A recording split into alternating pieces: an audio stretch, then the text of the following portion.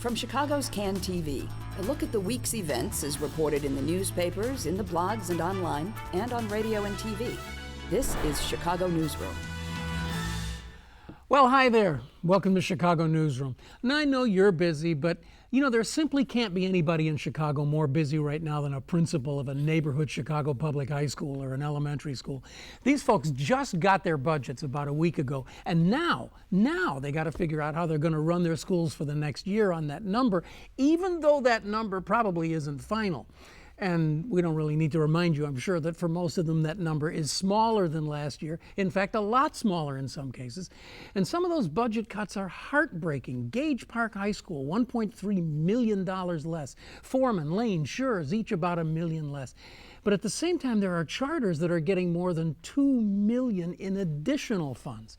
It's all because of this student-based budgeting that we've been talking about on the show so much, in which the Board of Education allocates money in accordance with the school's enrollment number. You lose kids, you lose money. It's that simple, right? Well, of course, this is CPS, so it's way more complicated than that.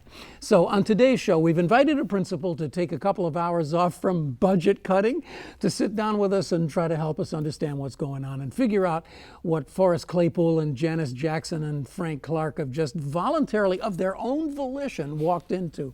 Troy LaRaviere is here. He's principal of Blaine Elementary up on the north side, kind of around the corner from the Music Box Theater. That's right. And Mr. LaRaviere is something most principals in Chicago aren't, publicly outspoken.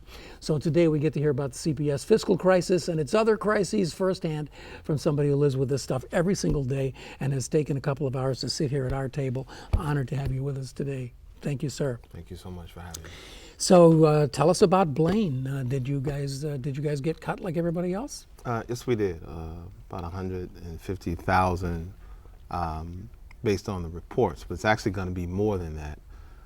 When you look at what we're going to be able to actually afford, we'll probably be able to afford to give our kids about $300,000 to $400,000 less in services than we gave them last year. And you might say, well, how do you get that from 150,000? So the 150,000 is just an amount of dollars that we'll get less. But what it doesn't take into account is that schools like Blaine, where we have a very stable staff, is a place people want to stay. Yeah, right? And I would think so. Depending on the contract negotiations, if the teachers get the salary and lane increases that they deserve, our entire staff's budget, the salary is going to go up. Yeah. And so if there's a 2% raise, that's about an additional $100,000 in salary. Mm-hmm. And so we'll be able to afford $100,000 less in teachers. So in addition to the 150,000 we won't get that they've already cut, there'll be another 100,000. So I'd say I wouldn't want your job for the world. I just don't understand. I mean, you got to be practically a professor of mathematics or something to get through this. So here's what I don't understand about this. You have a very successful school in a very affluent neighborhood. It's a beautiful school. I mean, just an absolutely beautiful campus. Are your numbers going down? Is your census going down? No.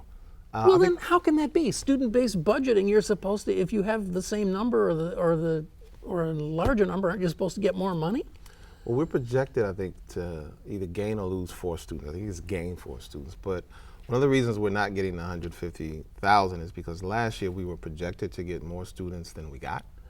Oh, this is. But they held us harmless, and this so is they the allowed held us to harmless keep money.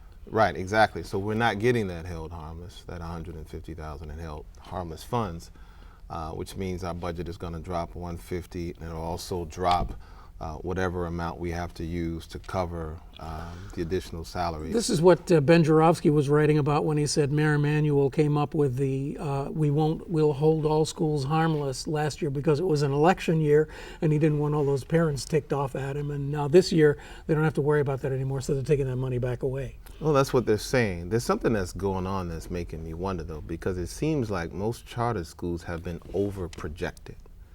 So they're projected to get a lot of additional students. And most neighborhood schools seem to be either under-projected or projected just right, I see. which is about what we are. Right. And so if those charters don't get those funds, those students, they're supposed to take that money away. Right. And some of us are wondering if they're going to hold harmless again as another method to funnel additional dollars to charters that they would not necessarily get based on their own enrollment. How many kids do you have? We have 950. You have 950 kids, and if you lose 4 kids, you could lose 150,000. Well, that's because of the okay, It's about it's over $4,500 per kid. Yeah, it's close to five, that's all you get, $4,500 for a kid. That's it. Wow. All right, so let's try to get some sense of big picture here.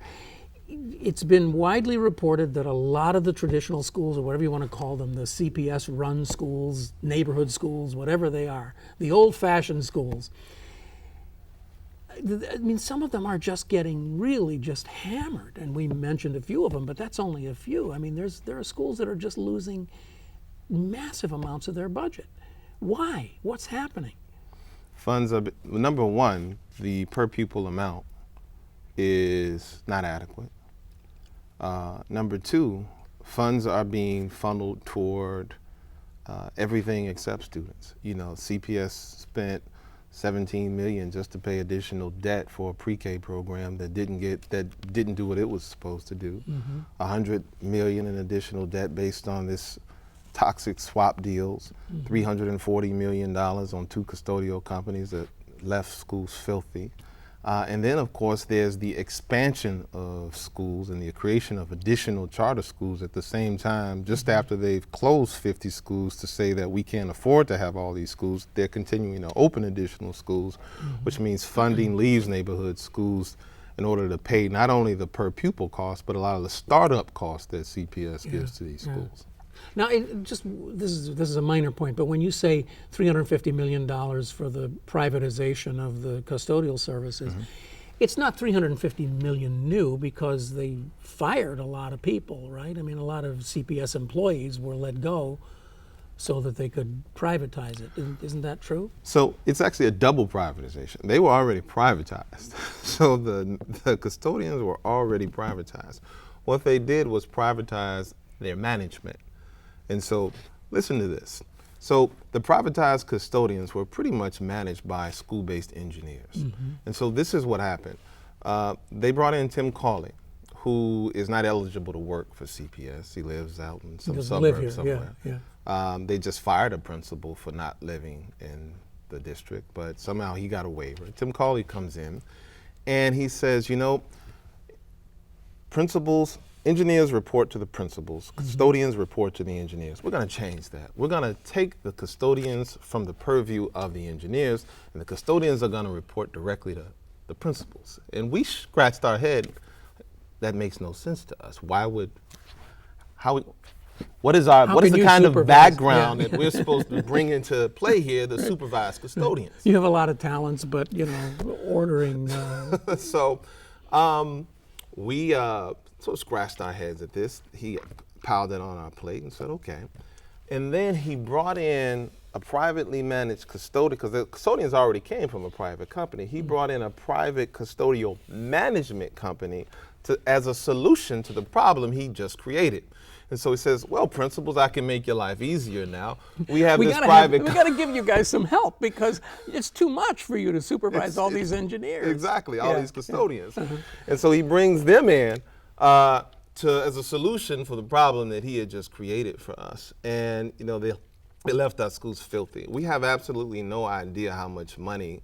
They say that they were supposed to have saved $20 million on this deal. No numbers have ever been given to actually validate that. And Catalyst reported that less than a year into the contract, the services had already gone $20 million over budget on a $3 million contract. 20 keeps coming up because that's the number of schools that they actually forgot to put in the contract too, right? Right. Yeah, so there's a lot of 20s floating around. But the thing is that when you get right down to it, the biggest rub seems to be this charter versus traditional schools thing, at least when you're talking about money. And it's always seemed to be so duplicitous to me because they were kind of allowed to grow quietly at first, and then once they got to a sort of a critical mass, they began kind of eating the company from the inside. And I'm really curious about what happens now, because when we talk about school-based budgeting, which again is a very cynical, as I see it, very, very cynical way of doing things. We call it sacrifice-based budgeting. Yeah, you can expand on that too. But the thing about it is that when you have charters that are being given a lot of other services and the ability to raise money on their own separately, so they really are advantaged over the neighborhood schools, parents will begin, quote unquote, choosing. They'll say, wow, this is a better deal for me. It's a cleaner, newer school. They seem to have a better sense of order there. So I'm going to send my kids there. And then the money starts flowing into the charters, and it seems like it's something that it's a perpetual motion thing. It can't be stopped. It can't be ameliorated at this point. No, I think it can be stopped. For me, the issue is quality. If charter schools were actually better performing than the neighborhood schools, I'd be sitting here extolling the virtues of charter schools. But when you look at the actual performance, the academic performance of students who attend charter schools and the effect that the charters have on their academic performance, they don't even come close to the effect that neighborhood public schools have on the academic performance of the students who attend them. The number that, and you have to think about how you measure performance. In an average low-income neighborhood, kids might come into the school 3 years behind children in high-income neighborhoods. This is before they start school. You can't say that the school is somehow responsible for that gap, that this is a bad school and this is a good school, because this school serves a neighborhood with many challenges, and that leads to students coming in behind. So how do you actually measure the school's impact on the kids, rather than just saying this is a high testing kid, this is a low testing kid, this must be a good school? We have to look at what the schools do to impact the performance of the kid. And we actually have an assessment district-wide that measures that. It's called the MAP.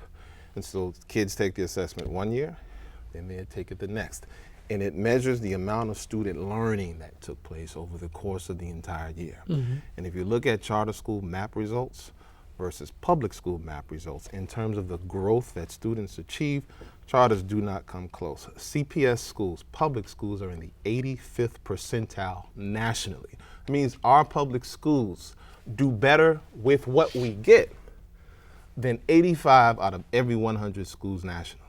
Charter schools are in the 47th percentile, and that's district-wide.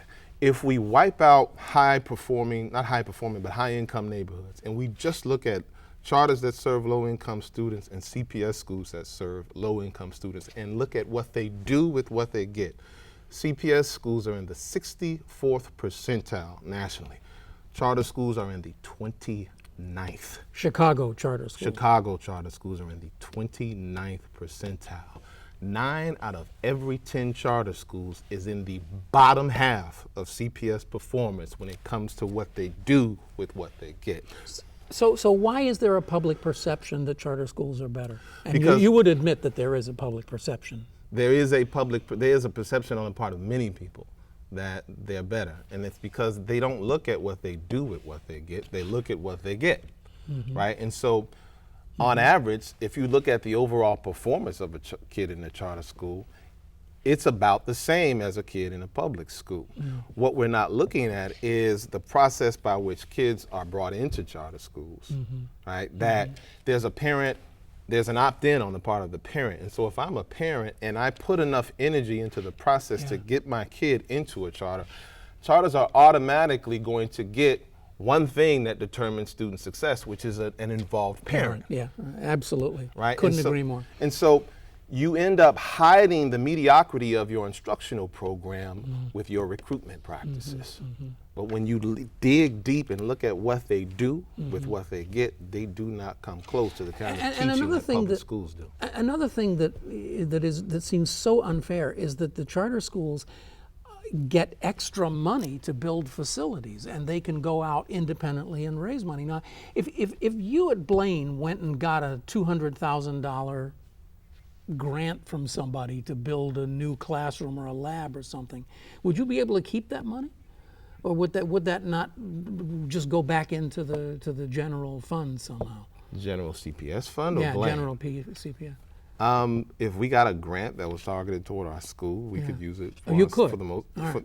From what I understand, we could use it for our because school. I've talked to parents at some of the other schools kind of similar to yours, like Nettlehorst, and they say how they went and raised all kinds of money to redo the auditorium, and then the next year CPS says, well, we're going to reduce your budget by some percentage of that amount of money because you obviously have the ability to get your own money. So we're not going to be. And I shouldn't be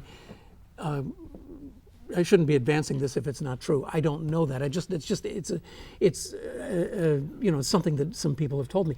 But nevertheless, when you are a Latino parent in an impoverished Latino neighborhood, and UNO comes in and builds one of these beautiful spaceship-looking schools, you want your kid to go there. So what you have to look at is not the quality of the brick and mortars. You have to look at the quality of the educational personnel that are recruited into that school to teach your children.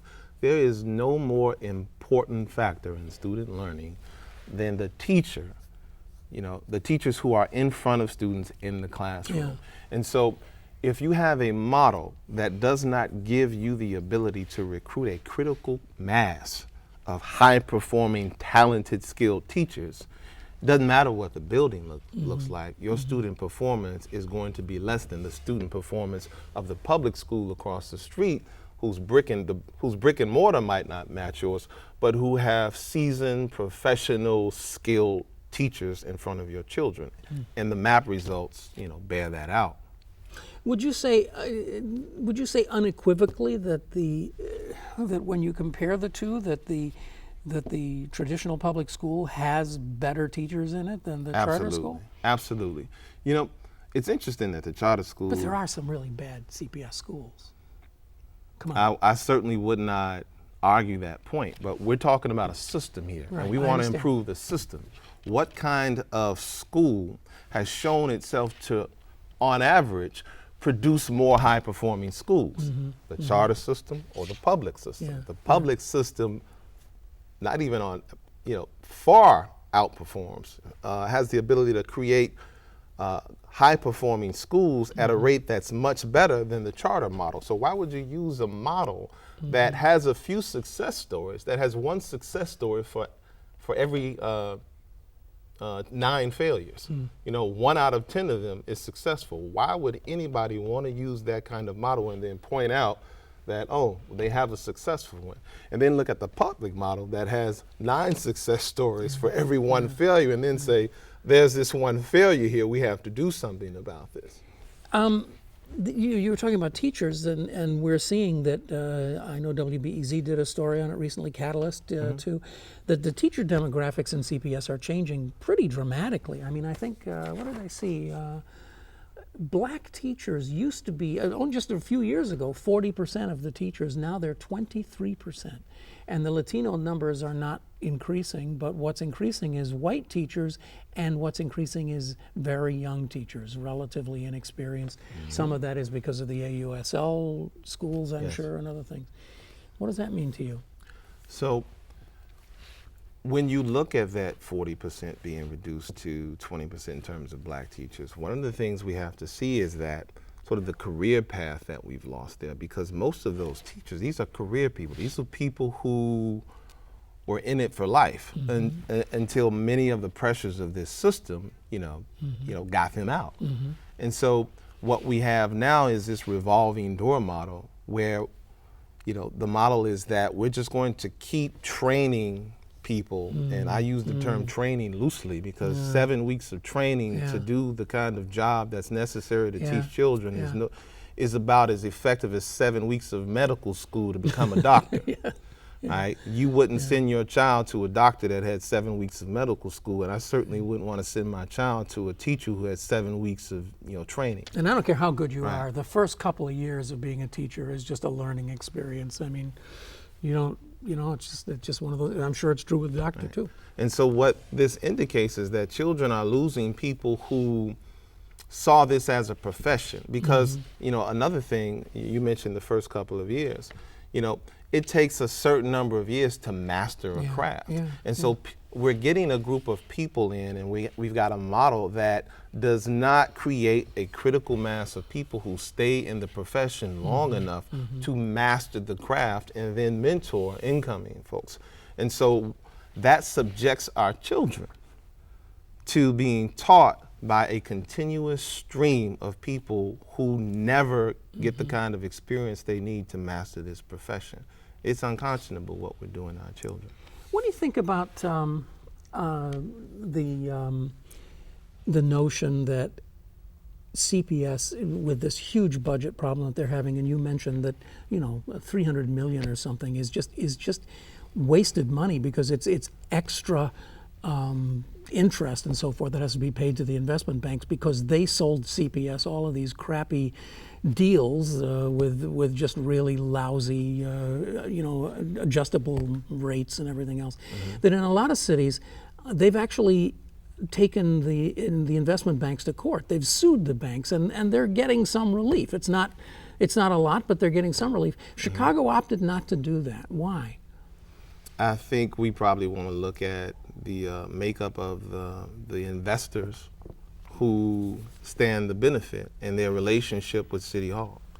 My guess is that there is a relationship. I see you have the Tribune over there. The Tribune did a story not long ago that showed that 60 of Rahm Emanuel's top 100 campaign contributors all got benefits from City Hall, whether they be financial or placement on boards.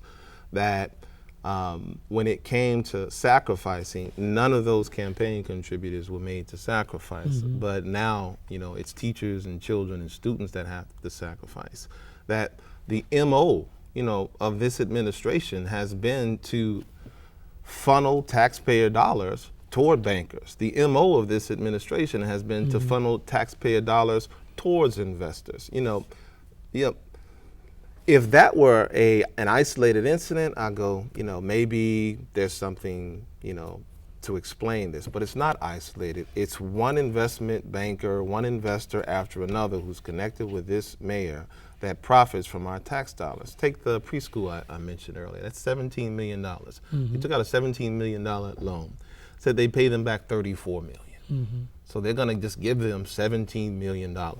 And the catch is supposed to be that they're only gonna get the extra $17 million if the students in pre-K, which is what the loan was supposed to be for, outscore students who don't get pre-K. Of course students who get pre-K are gonna outscore students. That's well researched. It's as if you go to your plumber and he says, it's gonna be $5,000, and you say, I'll give you $10,000 if it doesn't leak, right? Who is that irresponsible with their own money? But he'll be that irresponsible with our tax dollars when they're going to his campaign contributors. And who are those investors who are going to get those $17 million? Goldman Sachs, Northern Trust, Pritzker, all on the list of Rahm Emanuel's top 60 campaign contributors. And so you have one relationship like that after another, after another, after another, where our tax dollars are being siphoned from the services that we're supposed to receive and our students are supposed to receive, and going towards a campaign contributor's profit margin. Do you think that the new team is going to make any difference? Forrest Claypool as CEO. How do you feel about the going back to the sort of CEO and chief education officer model? Frank Clark is going to be the new board chairman. Do you see that making any difference of any kind? I'll wait and see. I'm not optimistic based on the last three I've seen. It seems as if, the first one, Jean-Claude Brizard, he talked after he left about how much he's micromanaged. He was at a sort of a conservative think tank at a dinner, and one of the comments he made was just how micromanaging City Hall is, that he didn't get to run the district. Right. And so if that is how City Hall worked with him, worked with Barbara, worked with Jesse, it's not are they gonna make a difference? The question is City Hall going to give them the breathing room to make the difference? And you know, we have yet to see that. Yeah. There is some speculation that maybe Forrest Claypool will be given a little bit more space, but he's going to be given that much more space because he's that much closer to the mayor. So who knows? And just one of those things. A very interesting thing is going on. I'm jumping all over the place here. On the southwest side, there are principals like yourself who are beginning to speak up against Noble Charter building a campus on the southwest side. Almost exactly a mirror image of what just happened up on the north side, right, where a bunch of principals stood up against them taking a campus on the north side. What's going on here? Are principals finding a voice? I hope so. You know, I'm not as well informed about the South Side movement. I was a part of the North Side when there weren't a lot of principals sort of being actively voicing, but they were attending the meetings, which is more than I'd seen before. But it was a lot of parents. The aldermen up there, Pawar and several of the other aldermen were involved in it. A lot of parents, teachers, and some involvement from principals. And so that was a good sign. I'm not as sort of well informed about what's happening on the South Side, but if there are principals that are standing up against this, I certainly support it. I certainly see it as a good sign, but more importantly, we need to stand up against it, not just on the principle of funding, but on the principle that they're not good for our children, that these schools are underperforming, that they hire teachers who are not as skilled and qualified as the ones who are in public schools, and that the data bears it out. We have to begin to make that argument that we are better because we are. That's an interesting argument. I mean, and a tough one to make, I think, for a lot of people. Well, it would have been a tough argument to make to privatize our system several years ago, but they continued to make it relentlessly, unceasingly, and we have to have the same kind of tenacity and long-term sort of perspective and involvement in order to turn the tide. And I certainly think we can, because all of the actual evidence is on our side. We just have to make sure that people, you know, are aware of that evidence. I have to ask you a sort of a personal question. You have just, you know, in the sort of the circus attraction where you whack the different animals that pop their heads up with a big old wooden mallet, your head has been high and above almost every other principal's now for quite some time. And I just can't believe that you are willing to be as outspoken as you are. Maybe some others are beginning to find shade from you and speak out now too, but does it worry you? Are you concerned that there's retribution for the things you've been saying about the mayor and so forth? I'm worried about something that's far more important than my job, right? I just dropped my son off at Kids Science Lab before coming here. You know, he's in 3rd grade. He is a Chicago public school student. And someday he'll be an adult Chicago resident, and he'll have to live in this city. And he will have to live with the results of what we do and don't do with our school system. You know, he's going to be fine in terms of just his academics, right, and his career. But he's not going to inherit this city by himself. He's going to inherit it with all of his current classmates and all of his peers across this city. And this city will reflect 20, 30 years from now, the kind of investment we put into their education today. And I am far more afraid of a future where we don't invest in them than I am of them, you know, threatening my job. Well, that's it. We're out of time. I would love to talk to you for another hour about all the big picture things, but maybe we'll have another chance some other time. I would love to really come. Appreciate you coming down here today. Troy LaRaviere is the principal, almost said president, of Blaine Elementary up on the north side, and I'm really happy to have had him here today. You have been watching Chicago Newsroom. It is a community service of CAN TV. If you go to this address right here, you can watch us online anytime you want, and I hope you will, and subscribe on iTunes. I'm Ken Davis, back again next week with another show right here on Chicago Newsroom. Thanks. Bye.